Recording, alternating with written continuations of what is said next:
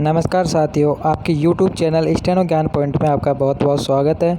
दोस्तों, आपके लिए लेकर आए 80 शब्द प्रति मिनट के डिक्टेशन, जिसका टॉपिक रहेगा संपूर्ण बंदी लॉकडाउन। दोस्तों, डिक्टेशन से संबंधित PDF और आउटलाइंस अगर आप प्राप्त करना चाहते हैं तो डिक्टेशन के डिस्क्रिप्शन में दिए गए लिंक को फॉलो करें और PDF और आउटलाइन प्राप्त करें। तो दोस्तों, अगर आप हमारे चैनल पर फर्स्ट बार विजिट कर रहे हैं तो हमारे चैनल को सब्सक्राइब, लाइक, शेयर कर लें और साथ ही बेल आइकन को प्रेस कर लें ताकि आने वाले नए वीडियो के नोटिफिकेशन आपको सबसे पहले प्राप्त हो सके। तो दोस्तों, अपना वीडियो स्टार्ट होगा जस्ट 3 सेकंड बाद। Yes, start. संपूर्ण बंदी की वजह से अगर सबसे अधिक तकलीफ़ें किसी को उठानी पड़ी हैं तो वे दिहाड़ी श्रमिक, रेहड़ी पटरी पर कारोबार करने वाले, रिक्शा ठेला खींचने वाले, घरों में रोज़मर्रा के काम करने, कचरा कबाड़ बटोरने वाले आदि हैं। विराम। उनके सामने भविष्य धुंधला है। विराम। इसलिए बंदी के शुरुआती चरण में ही हजारों की संख्या में ऐसे लोग पैदल अपने घरों की ओर कूच कर गए थे। सरकारों ने जगह जगह अवरोध लगाकर उन्हें रोका और भरोसा दिलाया कि उनके रहने खाने, यहाँ तक कि रोजी रोजगार की मुश्किलें दूर करने की जाएंगी। इसी क्रम में दिल्ली में रैन बसेरे खोले गए तो विभिन्न शहरों में जगह जगह उनके लिए तंबू तान दिए गए। सरकारी स्कूलों आदि के भवनों में उनके ठहरने का इंतजाम किया गया। विराम।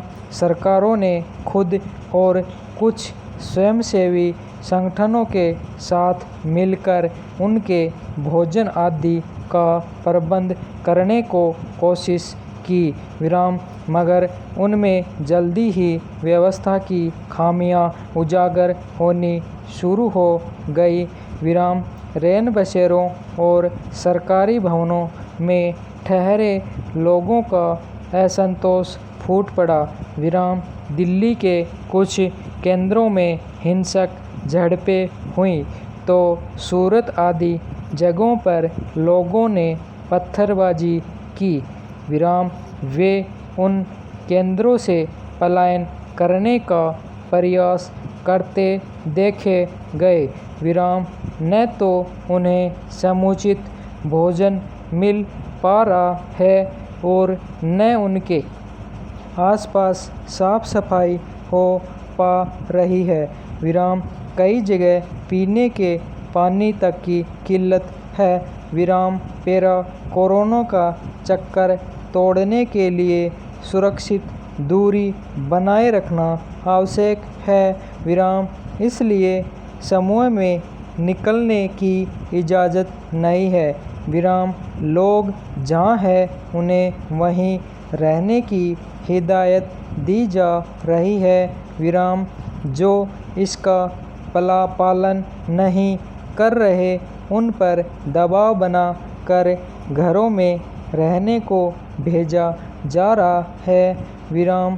कई शहरों में कर्फ्यू है। ऐसे में सरकारों के सामने भी इन बेघर बदहाल लोगों को उनके गांव घर तक जाने की इजाज़त देने की कोई सूरत नज़र नहीं आती है। विराम। उन्हें घर वापसी की छूट देने का अर्थ है कोरोना संक्रमण के फैलने का रास्ता खोलना। विराम। इसलिए उन्हें जगह जगह रहने ठहरने का बंदोबस्त किया गया। विराम। पर ऐसे इंतजाम का भी क्या फ़ायदा जो लोगों के लिए नई मुसीबत बन जाए। विराम।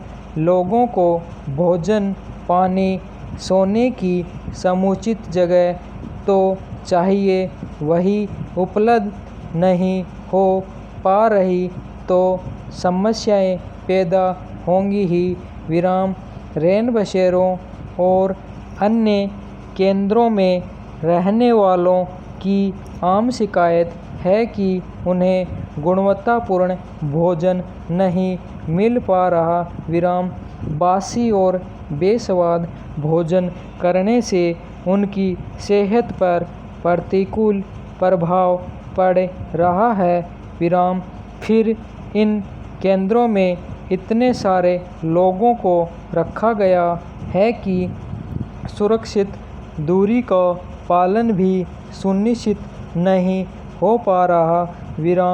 ऐसे में अगर खराब खाना खाकर लोगों की तबीयत बिगड़े तो वह एक अलग तरह की चुनौती साबित होगी। यह ठीक है कि संपूर्ण बंदी का फैसला अचानक किया गया, जिससे राज्य सरकारों को ज़रूरी इंतजाम करने में दिक्कत आई। पर अब तो बंदी के 40 दिन पूरे होने को हैं।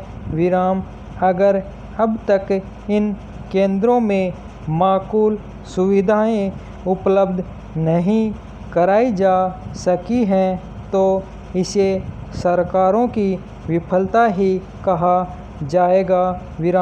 अपने नागरिकों की सेहत और सुरक्षा की जिम्मेदारी सरकारों की होती है, पर इस संकट के समय में वे इस जिम्मेदारी को ठीक से नहीं निभा पा रही हैं तो उन पर अंगुलियां उठना स्वाभाविक है।